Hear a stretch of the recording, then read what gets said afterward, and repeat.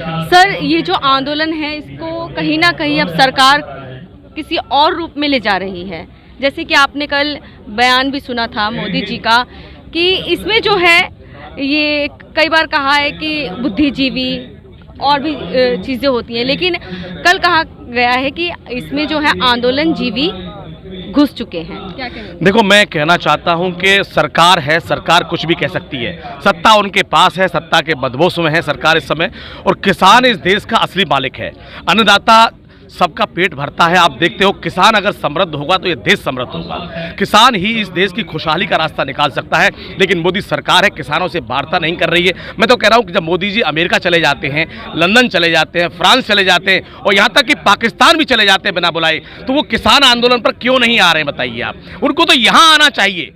मैं आपके इस चैनल के माध्यम से घोषणा करना चाहता हूं कि यहां पर मोदी जी को खुद आना चाहिए और यहां पर किसानों के बीच में आना चाहिए। 75% आबादी इस देश की किसान है और किसान एक ऐसा है, बड़ा भोला भाला होता है, गांव में रहता है, उसको छल कपट नहीं आता है। लेकिन मैं कहना चाहता हूं कि इस तरह ऐसा इनको नहीं करना चाहिए। किसान आज 76वें दिन हो गया, देखिए आप, 76 दिन से लगातार किसान यहां पर पीड़ा दुख भोग रहा है और किसान यहां पर देखिए किस तरह यहां परेशान है, टेंटों में रह रहा है। किसान अपने घर में राजा होता है, अपने गाँव में रहता है, लेकिन आप देखिए मोदी जी यहाँ पर बिल्कुल उनके दिल में कोई रहम नहीं है कि किसान के लिए जो बिल है उसको उसके लिए वार्ता करें, उसका समाधान। तो रहे बात करने के लिए कहाँ वार्ताएं हो रही हैं, कहाँ किसान, मैं बात करूंगा। किसान की बात कहाँ मानी जा रही बताइए आप। किसान अपना माल बेच नहीं सकता है कि बताइए आप। मैं किसान का बेटा हूँ, भरतपुर से आता हूँ। एमएसपी तो पहले भी थी सर और अभी भी है और अब कह भी रहे हैं। देखो, एमएसपी की बात है, तमाम और भी उसमें त्रुटियां हैं, उन त्रुटियों को सही करना चाहिए और फिर टेबल पर बैठ करके। मैं कहना चाहता हूं सरकार के जो अफसर हैं, सरकार के नेता हैं, एयर कंडीशन ऑफिसों में क्या किसान से बात करेंगे? किसान खेत में रहता है, आज किसान सड़क पर पड़ा हुआ है, यहाँ आके सरकार के लोग बात करें। सरकार के लोगों को किसान के बीच में आना चाहिए। जब वोट मांगने जाते हैं तो किसान के पास जाते हैं, गली गली घूमते हैं, लोगों को ठगते हैं। ये चाहते हैं कि मोदी जी यहाँ आए। मोदी जी इस देश के हैं।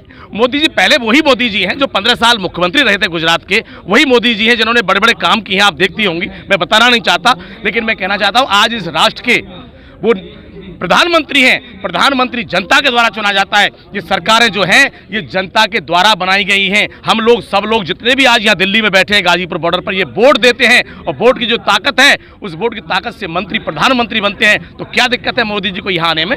आ सकते हैं, उनका कद ऊंचा बढ़ेगा, नीचा नहीं होगा यहाँ। अच्छा, आप कह रहे हैं आप वोट देते हैं, तो आप गलत चीज की डिमांड करेंगे तो ऐसे थोड़ी ना होता है कि वोट दे दिया आप गलत चीज की डिमांड करो। किसान कोई लुच्चा लफंगा नहीं है, जेबकट नहीं है। किसान इस देश की सच्ची आत्मा है। किसान ही है जो आपके फायदे के लिए बिल लेकर आए। आप लोग इस तरीके से कर रहे हो। आज तक इनसे पूछ लो, बताओ साहब फायदा है? चलो मैं जवाब नहीं दूंगा। बताइए, ये मेरे साथ में मनोज जी हैं, एक किसान नेता है, राजस्थान से आए। बताइए ये फायदा है? नहीं, कोई भी फायदा नहीं है। आप बताइए, ये जितने भी लोग, आप लोगों को ना पता है सर, विपक्षी पार्टी वाले भड़का रहे हैं। ना। विपक्षी पार्टियां किसान के फायदे में है बिल। देखो ये सही, यहाँ आप पढ़िए तो सही। देखो ऐसा है गीता जी, मैं बताऊं आपके लिए, यहाँ पर अराजनीतिक दल है ये। यहाँ किसी पार्टी से लेना देना नहीं है। ये टोपी है ना, ये टोपी बाबा टिकैत की है, ये टोपी चौधरी चरण सिंह की टोपी है, ये किसान की टोपी है। इस किसान की टोपी को लगा करके जो यहाँ लगातार सर आ रहे हैं, यहाँ पे विपक्षी पार्टी वाले भी तो आ रहे हैं। देखो ऐसा अन्य पार्टी वाले भी खूब आ रहे हैं सर। यहाँ को भी लग रहा है अगर हमें हमारे समर्थन में वो आ रहे हैं, हमारी बातों को मानने आ रहे हैं, सबका सम्मान है। हम तो कहते हैं बीजेपी के लोग भी आए, यहाँ पर बीजेपी के नेता एक भी आया है कोई? ये सारा देश चल रहा है, सब पार्टियां हैं, सब लोग यहाँ किसान की आत्मा के साथ कुठाराघात सरकार कर रही है और किसान की बद्दुआ अगर सरकार को लगेगी तो आने वाले समय में निश्चित तौर पर देखिए किसान ईंट का जवाब पत्थर से देगा। और ये सरकार, देखो राज किसी का नहीं रहा। इंदिरा गांधी थी, जब राज करती थी उसके बाद नहीं रही, गोली से शिकार हो गई तो लोगों ने कहा देश नहीं चलेगा।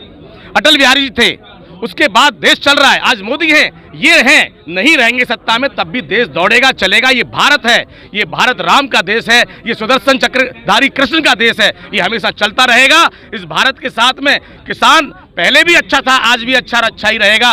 इन लोगों की नीतियां कभी सफल नहीं होंगी। आपसे मैं कहना चाहता हूं, आज यहाँ 76वें दिन किसान दुख दर्द अपने परिवार को छोड़ करके यहाँ पर मोदी जी क्या क्या छोड़ेंगे? आपको तो मालूम है मोदी जी ने क्या क्या छोड़ दिया।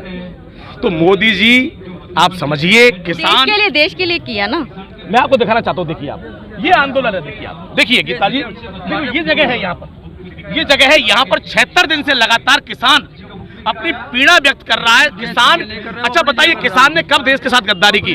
राजाओं के राज थे, किसान ही था जो फौज में था, राजाओं के साथ लड़ाई लड़ता था। मोदी जी कहते तो हैं वो किसानों से बहुत प्यार करते हैं, बहुत प्यार। कहाँ करते हैं प्यार? मोदी जी को प्यार होता तो किसान आज यहाँ 76 दिन हो गए यहाँ पर रह रहा है किसान। आप मुझे बता दीजिए, इस फौज में, देश की सीमाओं को महफूज फौज रखती है, इस फौज में बताइए किसका, व्यापारी का बेटा है क्या? इसमें किसान का असली बेटा है। सीने पे गोली कौन खाता है? किसान का बेटा खाता है।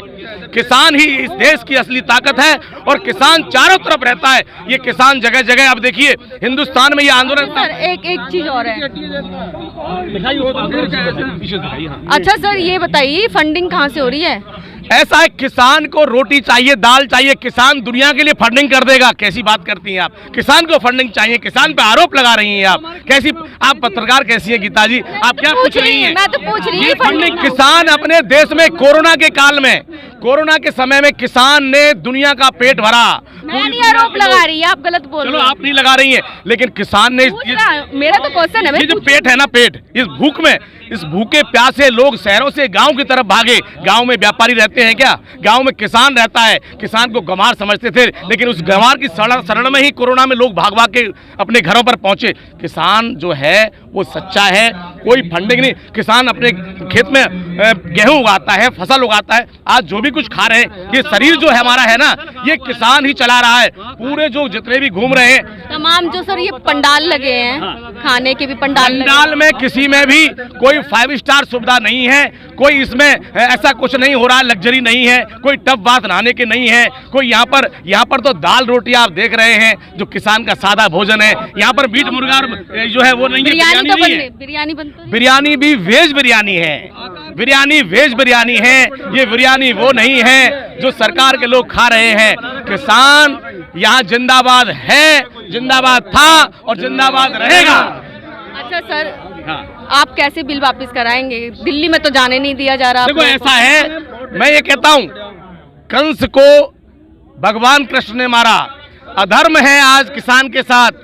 किसान धर्म युद्ध लड़ रहा है। इस किसान की आवाज को हमेशा कोई दबा नहीं सकता है। आज 76 दिन हो जाए, 7600 दिन हो जाए, लेकिन कल कहा था राकेश टिकैत जी ने यहाँ पर कि यहाँ हम अक्टूबर तक लड़ाई लड़ेंगे। यहाँ किसान पीछे हटने वाला नहीं है। देश के आप लोग हट बना के बैठ गए हैं सर, नाक के आप दबते हैं तो नाक की बात बना के बैठ गए हैं। नहीं करता है किसान, कोई BMW थोड़ी ना है सर। किसान BMW नहीं चाहता है, किसान मर्सिडीज में घूमना नहीं चाहता है। किसान सिर्फ ये चाहता है कि वो जो मेहनत करता है दिन रात, आप बताइए, रात को भी किसान पानी देता है, दिन में भी पानी देता है, अपने खेतों के अंदर फसल उगाता है, खाद देता है, छोटे पौधे को बड़ा करता है और फिर इन देशवासियों के पेट को भरता है। वो किसान क्या हट करेगा? एक बोलना चाहूंगा, अगर एक गिलास में जहर है, उसमें से थोड़ा जहर निकाल दिया जाए तो रहेगा तो वो जहर ही ना। सर आपने इस्तेमाल किया नहीं है बिल को, आप इसको जहर कहते हैं कि काला कानून। एक मिनट, मैं क्या जवाब देना चाहूंगा मैम। इंडिया में पता नहीं क्या क्या। एक मिनट, आप जो लोग जो पहले इस्तेमाल कर चुके हैं, जो चीजें, नोटबंदी हुई, फायदा बता दीजिए नोटबंदी का। GST आई, व्यापारी खुद परेशान है। तो जो चीजें इस्तेमाल हो रही है इन लोगों की लाई हुई, खुद वही परेशान है, तो अब इसका क्या इस्तेमाल करेंगे? आप लोगों का आत्मनिर्भर बनाना चाहते हैं सरकार। आप मैं यही कहना चाहता हूँ, किसान एक अन्नदाता है, वो पहले से आत्मनिर्भर है। किसान के पास है, आत्मनिर्भर है। इस देश को किया। किसान से ज्यादा इस बिल को कौन समझेगा बताइए? जो आदमी खेती करता है उससे ज्यादा इस बिल को कौन समझेगा? आप बताइए। कोई अगर नाई है, बाल बनाता है और किसान से कहो कि बाल बना दे, कैसे बना देगा? किसान खेती करता है, किसान ही इसके बारे में ज्यादा समझता है। मोदी जी तो कह रहे वापस नहीं होगा। अब मोदी जी कह रहे हैं हट, तो यहाँ पर देखो रावण की भी नहीं रही है। संशोधन करने के लिए कह तो रहे हैं सर। संशोधन करने के लिए कह रहे हैं तो बुलाएं मोदी जी को। तो किसानों के साथ इस गाजीपुर बॉर्डर पर आना चाहिए। अगर मोदी जी को विश्व का नेता बनना है, बहुत बड़ा आदमी बनना है, तो किसानों का आशीर्वाद लिए बिना ऐसा संभव नहीं है। किसान सच्ची आत्मा है इस देश की, भगवान के नजदीक किसान रहता है। आप देख लीजिए कोरोना में कितना कहर था कोरोना का, लेकिन किसान के गांव में बहुत कम इस तरह का रोग फैला। शहरों में थे, तमाम अस्पताल भरे हुए थे। किसान सच्चा इस देश का हितैषी है और उसको निश्चित तौर पर इस बिल में जो है संशोधन करके। आप भरतपुर से आए हैं राजस्थान से, कितनी संख्या में लोगों को लेकर आए हैं? बहुत लोग आए हुए हैं, या तमाम लोग बैठे हुए हैं। हमारे जो टेंट लगे हुए हैं, आप चलिए टेंट में चलिए, देखिए कितने लोग हैं। यहाँ इतना आदमी आया है, ये सब भरतपुर से आया हुआ है। अभी आप पसीना पसीना हो गए। अक्टूबर की बात कर रहे हो। देखो, किसान का बेटा हूँ, बोल रहा हूँ और आपको धमाकेदार जवाब दे रहा हूँ। तो किसान का ये गाड़ी कमाई का पसीना है, ये देश के किसान का पसीना है। इसी के पसीने से किसान दुनिया का पेट भरता है। किसान ही है जो पसीना पसीना होता है। जो ये गद्दार लोग हैं, ये व्यापारी लोग हैं, ये जो पसीना पसीना नहीं होते, ये एयर कंडीशन ऑफिसों में रहते हैं, बड़ी बड़ी गाड़ियों में चलते हैं। किसान इस धूप और पसीने की कड़ी मेहनत से ही आगे बढ़ता है। लेकिन आप लोग ये है कि आप लोग बिल वापस ही करा कर जाएंगे। बिल्कुल, जो बिल है वही, जो इसमें संशोधन होना चाहिए। वापसी ने अगर ना हो तो मोदी जी को कम से कम एक राय निकालनी चाहिए। क्या कहेंगे इसके ऊपर? हम इसके उपलक्ष्य में कह रहे हैं, हमें बड़ा गर्व है कि हम आंदोलनजीवी है, हमारे पूर्वज आंदोलनजीवी है और हमारे वंशज भी आंदोलनजीवी रहेंगे। पर ये तो षड्यंत्रजीवी हैं, इनके पूर्वज भी षड्यंत्रजीवी है, इनके वंशज भी षड्यंत्रजीवी। ये बताओ, आज़ादी के टाइम में अंग्रेजों के मुखबरों के वंशज हमें हमारा मजाक उड़ावे, इससे ज्यादा और बुरा कुछ नहीं हो सकता। आपको ये क्या समय का सबसे बुरा, किसी भी षड्यंत्रजीवी का अंत बुरा हुआ है।